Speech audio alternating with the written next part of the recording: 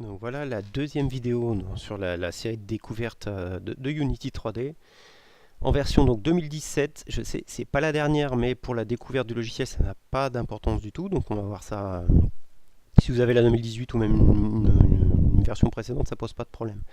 Donc après, on a vu un petit peu comment étaient agencées les fenêtres, quelle était la fenêtre, à quoi elle servait. Maintenant, on va rentrer dans le vif du sujet parce que c'est quand même plus drôle que de détailler les choses comme ça une à une, de manière abstraite. Donc on va créer un plane, donc un plan, et il y a plusieurs manières de faire. Soit je fais un clic droit ici dans l'onglet hiérarchie, donc dans mon projet, et je fais 3D Object Plane, ou je vais là ici dans Game Object, et c'est pareil, je vais dans 3D Object et je crée un plane. Donc je vais faire comme ça crée un plan. Donc il est sélectionné. Dans l'inspecteur, j'ai quelques informations, notamment sa position dans l'espace 3D, donc il est bien au centre, 0, 0, 0. Et sa taille c'est 1 par 1 par 1. Alors 1 quoi, je sais pas, je ne sais pas quelle est l'unité, mais je vais mettre 10, 10 et 10 ici. Donc je me retrouve avec un plan beaucoup plus gros. Je viens dans l'onglet, dans la fenêtre scène, et je dézoome avec la molette pour avoir une vue d'ensemble, voilà. Et puis il est tout blanc, donc on peut lui mettre tout de suite un matériau. Comment on fait ça? Alors de base il a, vous voyez, je clique dessus, donc dans l'inspecteur j'ai les informations, et ici il a un default material. Les default material, je ne peux pas manipuler, je peux rien changer, donc il va falloir lui faire un matériau à lui. Donc je viens dans projet, là où je stocke un peu tout ce que j'ai envie de garder, enfin tout ce que je vais pouvoir utiliser dans le jeu. Et je vais, par exemple, je peux un petit peu ranger les choses, donc je viens sur Assets ici, et je vais créer un folder, un dossier, donc New Folder, nouveau dossier, je vais l'appeler matériaux, comme ça je commence à ranger les choses, et franchement il faut prendre l'habitude de le faire parce que sinon on se retrouve avec des trucs partout.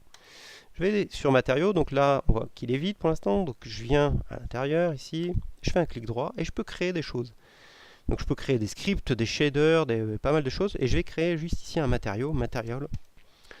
Je vais l'appeler le plane, voilà, tout simplement. Et je vais le glisser sur le plane. Alors, visuellement, il ne s'est rien passé puisqu'il y avait déjà un matériau blanc et j'ai pas changé sa couleur ici.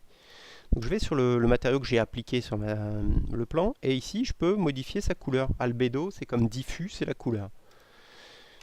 Donc je clique ici et puis je peux commencer à changer la couleur. Donc je vais mettre un truc un peu bleu. Et puis je peux le faire briller. Hop, métallique. Alors c'est peut-être ici. Voilà, on a un aperçu. Ici on voit que ça brille. Donc, si je commence à bouger, à jouer avec la lumière, voilà, on voit qu'il y a des légers reflets. Donc, voilà, on voit juste comment ça marche. Et donc, du coup, dans l'onglet jeu, on ne fait plus la différence entre le ciel et le... C'est assez drôle, on ne fait plus la différence entre le ciel et le plan. Ils sont de la même couleur. Donc je crée un plan. Je le resélectionne. Je vois qu'il a un Mesh Collider. Un Mesh Collider, c'est un collider en fait, c'est ce qui va permettre de faire une collision. C'est-à-dire qu'il est recouvert d'un Mesh Collider. Alors, pour que ça soit plus parlant, je vais rajouter autre chose que le Mesh Collider. Je vais ajouter un Box Collider. Donc si je veux ajouter un composant au plane, je fais sur Add Composant ici. Et je tape le début du mot, par exemple, Box Collider. Voilà. Donc Box Collider, là c'est pareil, on ne voit pas ce que j'ai fait, mais je vais donc l'éditer, le Box Collider, c'est-à-dire la boîte de collision, pour que vous compreniez bien. Et là, quand je passe en mode édition, j'ai des points qui sont apparus et que je peux donc attraper théoriquement. Voilà, et bouger. Donc on voit que j'ai une espèce de boîte transparente, là verte. Et cette boîte transparente, qui était plaquée sur la géométrie du plane, c'est la collision. C'est-à-dire que si un autre objet rentre en collision, il s'arrêtera exactement là. La boîte de collision, là, elle est grosse. Donc le Mesh Collider, on ne le voyait pas, mais c'est exactement la même chose. Donc le Box Collider que je viens de créer, je vais le supprimer. Alors pour supprimer, je vais sur l'engrenage ici, je fais Remove Component. Donc il a bien une collision. Donc c'est super, je vais pouvoir poser des objets dessus avec de la gravité et il ne devrait pas tomber. Ça tombe bien puisque dans les standards assets ici, donc je fais un peu de place pour qu'on voit ce que je fais. Voilà, standard asset. Dans les préfabs, comme tout à l'heure, il y a une rollerball. C'est dans les préfabs, voilà, il y a une boule qu'on peut contrôler avec les flèches du clavier. Donc je la mets ici. Je m'assure qu'elle ne traverse pas le sol, elle est au-dessus comme ça. Et si je mets lecture ici, ça va mettre le jeu que je suis en train de construire en route. Donc je le fais, lecture. Et maintenant, avec les flèches du clavier, je vais bouger et je vois ce qui se passe.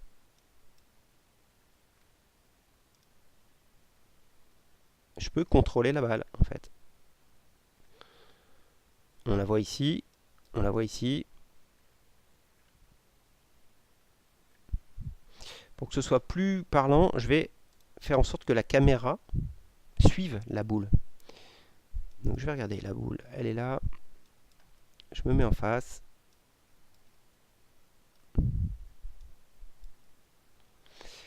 Et je vais sélectionner la caméra qui est ici. Donc elle est mal placée pour l'instant. Je vais juste lui dire dans GameObject qu'elle soit alignée avec ma vue.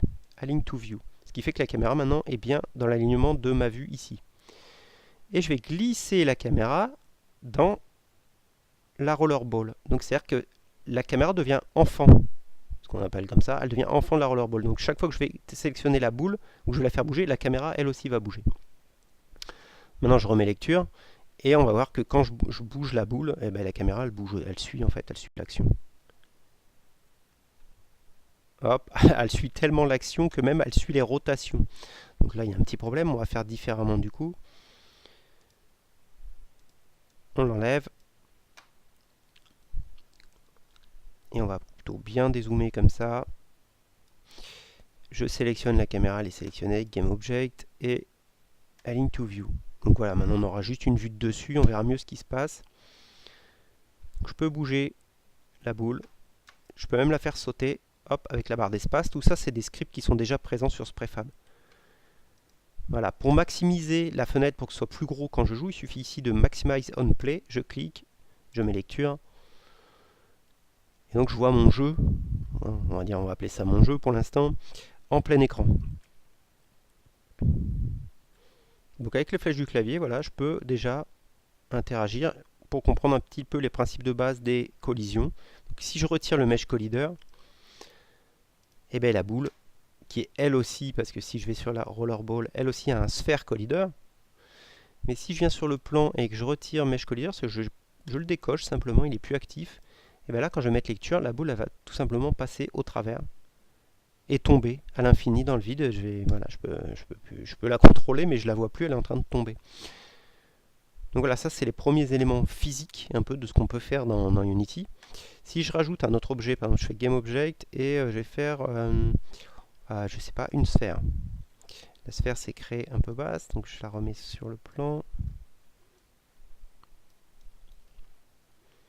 Je vais essayer de la mettre à peu près à côté. Et cette sphère, elle a déjà un Sphere Collider. Donc ça veut dire que je vais pouvoir faire des collisions. Par contre, si je mets lecture, là je la mets un petit peu en l'air volontairement. Je mets lecture.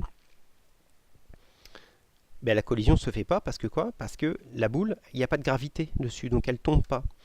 La gravité ou le poids, la masse, on va dire la masse, ça serait le terme le plus juste, elle va être gérée par un composant qui s'appelle Rigid Body. Donc là, il n'y a pas de Rigid Body sur la sphère. Donc je la sélectionne, la sphère, je fais Add Component et je tape Rigid. Et j'ai Rigid Body. Alors pas 2D, 2D ça serait la même chose, mais pour les projets 2D, là on est en 3D, donc Rigid Body tout court. Et là, donc on voit que la masse est à 1 et que ça utilise la gravité. Donc là, la sphère, elle va tomber sur le plan. Et comme elle a un collider et que le plan a lui aussi un collider, elle va s'arrêter dessus. Voilà. On pourrait même la faire rebondir en mettant des paramètres de matériaux. Et bon, là maintenant, si je bouge la petite boule, la première, et que je viens essayer de cogner l'autre, normalement, je vais pouvoir la faire bouger.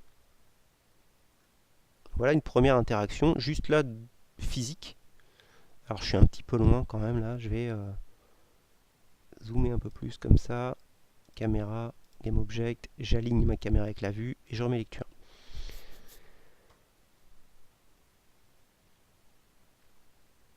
Voilà, je vais pouvoir créer déjà des petits jeux, rien qu'en poussant des billes avec les préfabs. J'ai rien programmé encore, mais bon. On va pouvoir aller beaucoup plus loin, je vous rassure, par la suite. Voilà, ça, on a vu deux choses, là, mine de rien. On a vu les collisions et le rigid body, la masse. Rien qu'avec ça, déjà, on peut faire énormément de choses, en imaginant tout ce qu'on peut faire d'interaction avec des choses qui vont avoir des collisions et qui vont s'entrechoquer et se propulser l'un l'autre, quoi. Des explosions, des systèmes de chute, des ragdolls. Vous savez, les ragdolls, c'est quand les personnages un petit peu tombent en chiffon là et se rétament la tête par terre. Enfin, on peut faire plein de choses. Et tout ça, c'est en grande partie grâce au Rigid Body. Voilà, donc pareil, je vais pas plus loin pour cette deuxième vidéo, c'est assez court, et puis j'en refais une suivante où je vais aborder d'autres, alors peut-être plus le côté visuel cette fois, d'autres paramètres de Unity. Voilà, je vous remercie d'avoir regardé et je vous dis à très bientôt.